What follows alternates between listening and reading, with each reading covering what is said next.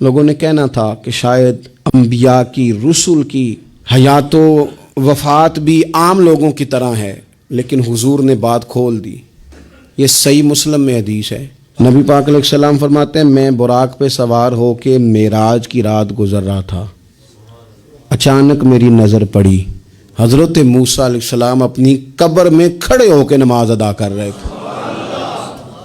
آپ جہاز میں بیٹھ کے جب گزرتے ہیں تو نیچے نظر آتا ہے کون کون بندہ کیا کر رہا ہے؟ پہلے تو شاہی کو نہیں نظر آتی، پہلی بات تو یہ۔ دوسری بات یہ کہ کبھی بندہ کسی بندے کے قریب سے گاڑی میں بھی گزر جائے نا تو یہ تو بتا سکتا ہے کہ فلانا گزرا تھا، تو تھوڑی گاڑی آگے چلی جائے تو پھر کہتا ہے لگتا ہے کہ فلانا تھا، حالانکہ کوئی تگڑی سپیڈ تو نہیں نا ہوتی گاڑی کی، 80 100 120 بڑی بھی تیز بھگائے تو۔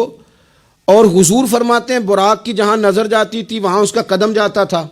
اوپر سے محبوب گزرے، نیچے نظر ڈالی، فرمایا تھے بھی حضرت موسیٰ اور کھڑے تھے، اور خالی نہیں کھڑے تھے، نماز میں کھڑے تھے۔